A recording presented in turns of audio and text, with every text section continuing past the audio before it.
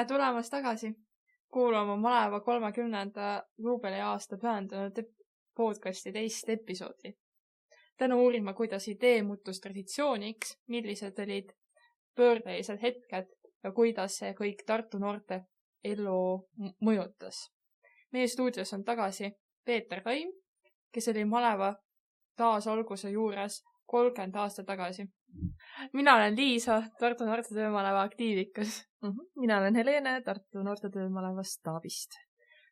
Aga mis siis motiveeris noori Malevasse tulla? Kas raha, sõbrad või seiklus? Seda on võib-olla praegu 100% kindlusega raske öelda, sest et ausalt ka isegi ei mäleta või ei oska arvata, mis see 30 aastat tagasi täpselt võis olla. No meie, kes me korraldame seda, motivatsioon oli selge. Midagi ilusat, kõva, head, kasulikku ära teha. Sellega on kõik okei. Aga mis motivatsiooniga tulid noored, seda mina praegu hästi ei mäleta. Mina arvan, et ikkagi need 3 asja, mis sa loendasid, kõik need olid olemas. Selge see, et tegelikult see raha on kõige olulisem. Aga just see moment, mis minu arust püsib tänapäevani, on see, et kui alguses noor, kui ta esimest korda üldse kuuleb võimalusest Malevas osaleda, on see esimene number 1 raha, siis pärast tulevad juurde ka muud asjad. Ehk siis tegelikult, et ei ole mitte ainult raha, vaid uusi sõpru, uusi suhteid, uusi ideid, ka ütleme mingisugune korralduslik pool, et aga tähendab, ma ei võta seda tavalise niisuguse, no ma ei tea, ma ei taha mitte mingil juhul solvata ühtegi tehasega konveieri töötajat, aga no ikkagi seal tööl olles sa oled see ju rohkem selle mõttega nii, saaks nüüd kell 5 täis ja ma saaks minema. Siis Malevas nii ei ole. Ma ei usu, et Malevas on noori, kes mõtlevad selle peale, et saaks nüüd praegu selle tööriista, mis iganes või millega ma teen, nurka visata ja minema panna. Vaid mõtledki, et kui nüüd mul sellel kellal see töö ära lõpeb, mis me nüüd veel huvitavat ära teeksime, et see moment on juures. Ja mina arvan, et see oli täitsa olemas ka 30 aastat tagasi. Aga mind ikkagi huvitab, et kui 30 aastat tagasi esimest korda see Malevarühm toimus, kuidas te noored sinna saite üldse? Et kas noored ei olnud kuidagi skeptilised alguses või nende vanemad või... Jälle pean ise endale naerma, ma ei mäleta. Ausalt ka, ma ei mäleta, kas me panime ajalehte kuulutused või me rääkisime koolidesse. Me väga, ütleme, kui me alustasime selle noorsooteenistusega, seal oli selline tolle aja kohta imelik situatsioon. Imelik, ma kohe selgitan, miks imelik. Sest et koolid allusid linna haridusosakonnale. Meie, kes me korraldasime koolivälist tegevust, allusime kultuuriosakonnale. Seega formaalset põhjust olla nii-öelda ülemused kooli huvijuhtidele me ei saanud olla. Sest et kui me oleksime haridusosakonna struktuur, siis meil oleks nii-öelda lihtsam olnud käske jagada, kui te tahate niimoodi sõnastada seda asja. Me oleksime saanud teha nii, et haridusosakond, teil on kallid huvijuhid koolides, haridusosakonnalt on tulnud alla direktiiv jagada teavet. Ei saanud niimoodi teha. Meil oli vaja lihtsalt leida viisid, leida teed, kuidas kõikide koolide huvijuhtidega häid suhteid luua ja võrgustikku luua.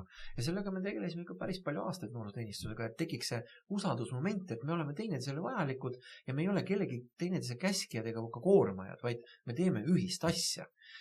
Ja nüüd ma jäängi vastuse võlgu, kas aasta peale noorsooteenistuse loomist, kas võisid olla juba nii hästi head sidemed loodud huvijuhtidega, et me andsime neile teada, et kuulge, läheb mölluks, mingi kihvt asi tuleb.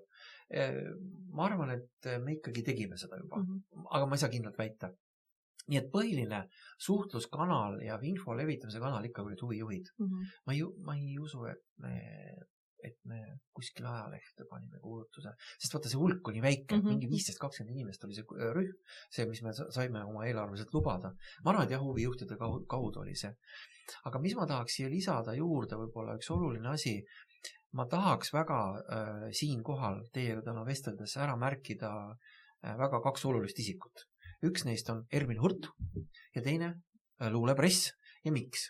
Ervin Hurt, tema süü tõttu olen üldse mina selles valdkonnas, ehk siis sattunud noorsootöösse kui sellisesse, sest et tema kujundas minust selle isiku, kes tahtis teha midagi, mis on suunatud noortele. Vaba aja veetmise vorm, ükskõik milline, aga mõtestatud vaba aja veetmise vormid. Ja ka tänu sellele, et tänu temale üldse moodustus selline noorteühendus nagu Hallei, kus mina olin küll väga pikki aastaid president, aga tegelikult see liim, mis hoidis kokku hallekaid ja hällikaid nüüdseid, on tegelikult Ervin olnud.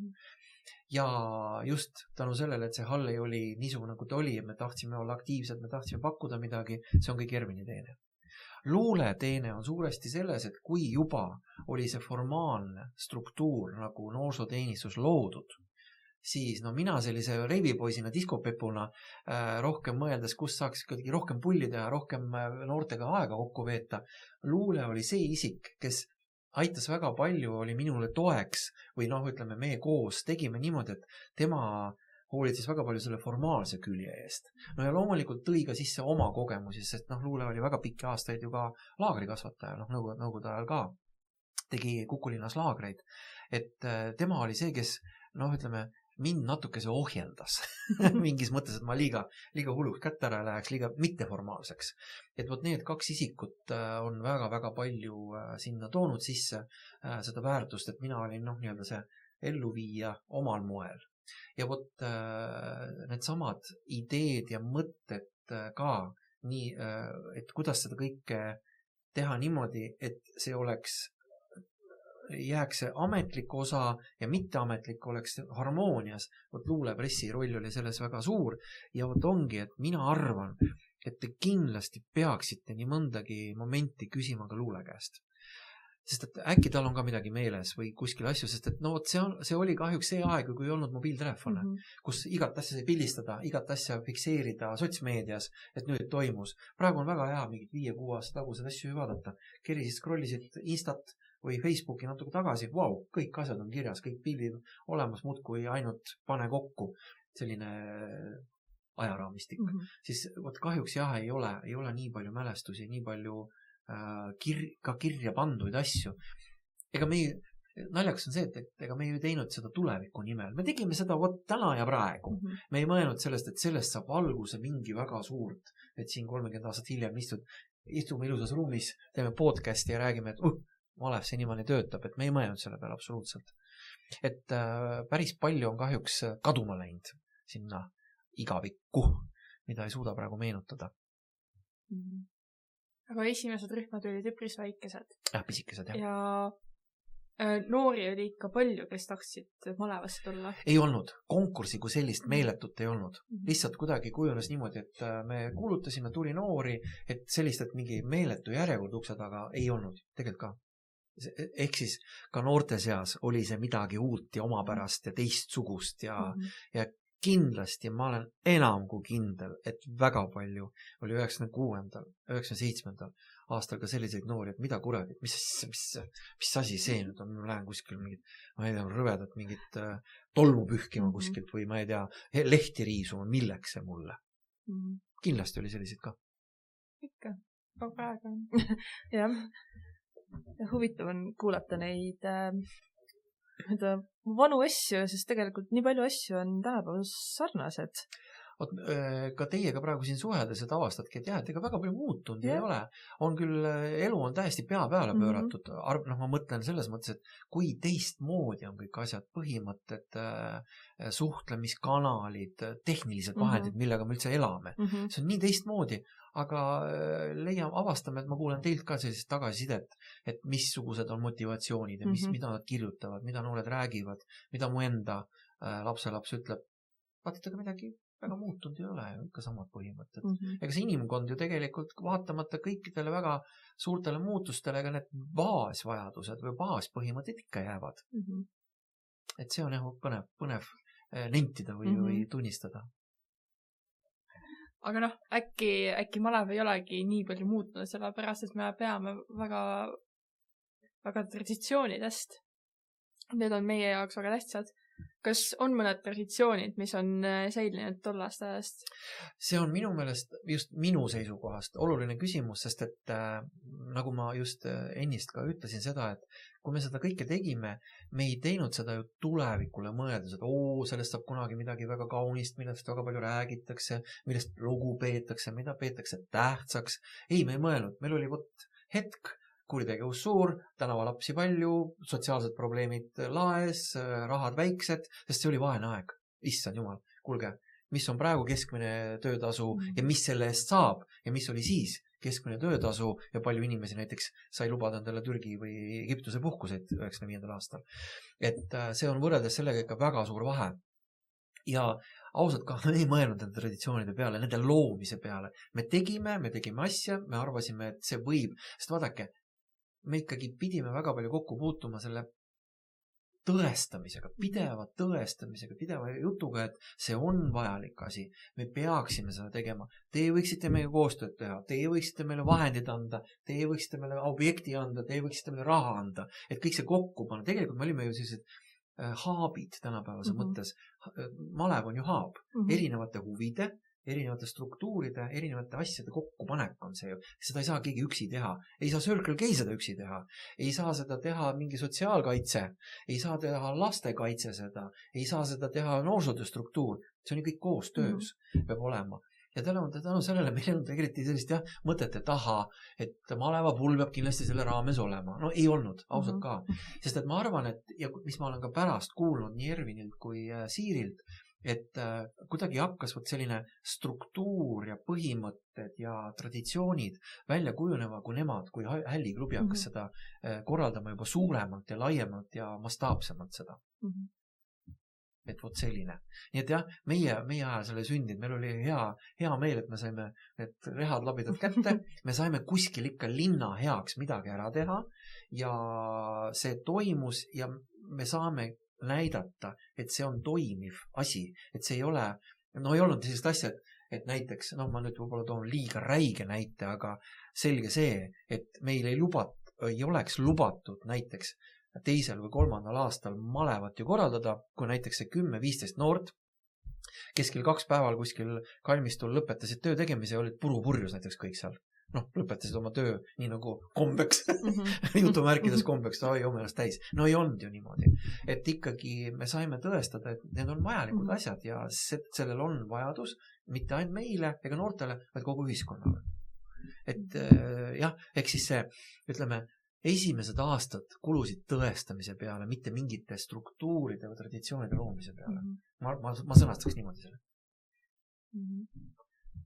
Tänapäeval on rühmajuhtidel väga suur roll, kes siis mõtlevad välja neid ühistegevusi koos noortega ja üldse on nende jaoks seal olemas. Kuidas toona oli? 0. Me ise olime need kõik nii öeldakse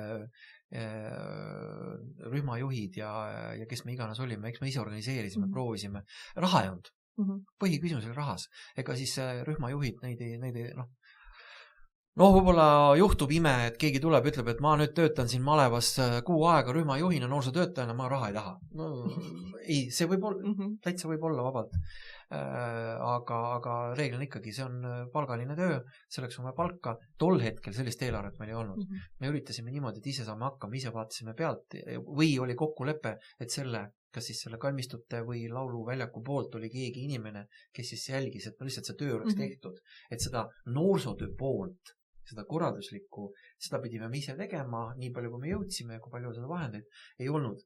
Hiljem kui linnas leidis tõestust ja saadi aru, et see on hää asi, sellele tasub natukese rohkem linna vahendeid kulutada, siis tekkis ka võimalus juba osta teenust konkreetselt siis hälliklubi käest, kus siis ka sai palgata ka need palgalised ja juba mõtestatud tegevust tegevaid noorsootöötajaid. Et niimoodi, jah. Ainus, millega ma hätta praegu jään, mul ei tule mitte ühtegi mingit naljakatele sellist säravat meelde juhtumit. Maru kurb, praegu hakkasin mõtlema, maru kurb. Sest juhtumid on ma mõtlen, selles noorsooteenistuse töös on igasugused tsirkust korraldanud. Aga just malevaga seoses. Aga malevaga jah, et keegi oleks seal midagi isegi tui, no nüüd tagantjärgi võib seda rääkida, mis oli kõige huvitavam, mitte ühtegi mingit tööõnnetust ei olnud. Keegi oleks kriimustanud ennast ära löönud või jala murdnud. Ei olnud, kui hea. Mitte kedagi on vaja EMO-sse viia.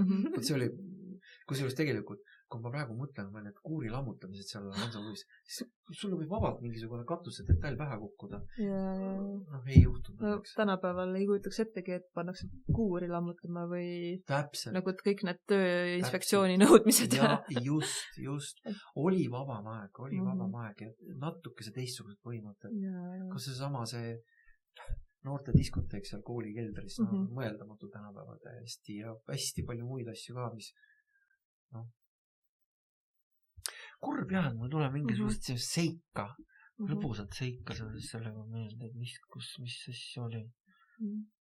Sest minu jaoks on kõige lõbusam seik see tööriistad seina ääres. No lihtsalt kujutate terve septembrist maini lihtsalt. Tööriistad, mul on kuskil peita neid. See oli nii naljakas. Ja mis kõige naljakam, ma absoluutselt praegu ei mäleta, kellele nad ära andsid. Ilmselt me kuidagi annetasime sinna sellele, kas linnaomas osakonna ära või sul on ka luule käest.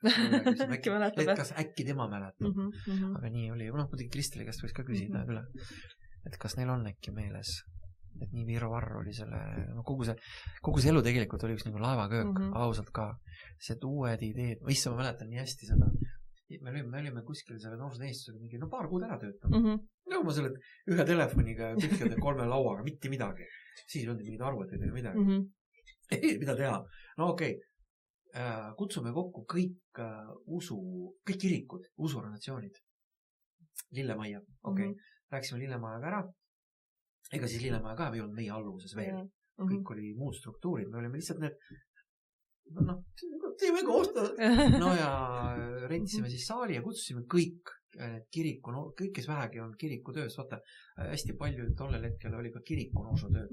Kirikud tegelesid ikkagi noortega. Ja kutsusime kokku, istusime maha, rääkisime kõik oma jutud ära, suured sajandi pikkused plaanid, asjad kõik ära. Siis ma mäletan nii hästi, see meie jutt lõppes ära. Me küsisime, kuulge, peataks mõtteid ja me mäletan kelle, kas mingi katoliku kiriku, kes esindaja oli. Istub ja isegi mäletaks, see oli mees või naine. Teate, me mõtlesime, et kui te meid välja kutsusite, hakkate meil nüüd siin mingid sõnu peale lugema ja korda looma ja meile käske jagama. Aga te hoopiski kutsuta meid koostööks üles. Appikene kui veider. Öelda selle kohta, et see oligi, ma mõtlen, et jälle sõna linnavalitsus on paljude jaoks ju kohe kord ja käsk, aga siis tulid mingid 3 tegelast ja ütlevad, et kuulge, teeme piu-pau ja võt käiski kogu aeg selline enese tõestamine ja samal ajal ka kogu aeg nuputasime välja mingid asju, mille abil ennast tõestada, et on asjad. Küll me tegime seda suvist Pulssfestivali. See on vist teie jaoks ka suur uudis, et luulepress ja Peeter Taim on ju ka Hansapäevade algatajad. Me tegime neid ju esimesel 3 või 4 aastal, me tegime Hansapäevi ju mina ja Luule. Ja teate, kuidas välja nägi või ma tookord nii naersin seda või mõtlesin, et issand, kuidas ajaloos see kajastub. Kas 2. või 3. aastal meil tekkis mõte, et natuke isegi inimesed saaksid aru, et tegemist on mingi festivaliga. Me otsustasime panna üle Raekoja need Hansa lipukesed lippuma. Ja siis Luulel oli keegi tuttav vist, oli tuletõrjes. Meil on muud vahendid, kui kutsusime selle tuletõrje redeli. Te olete näinud, kui kõrge läheb. Ikka siga kõrge. Ja siis me seisame Luulega, kes need ülemaad hakkab panema? Luule, et kuule, mina vanem naistelas, mina küll hakka ronima, sina noor mees, aga mõne. Ja mina niimoodi, kujutage ette, mitte ühtegi seda kindlustust, mitte midagi. Kas või mingi asi oleks madratsid all või midagi, või mingi korv.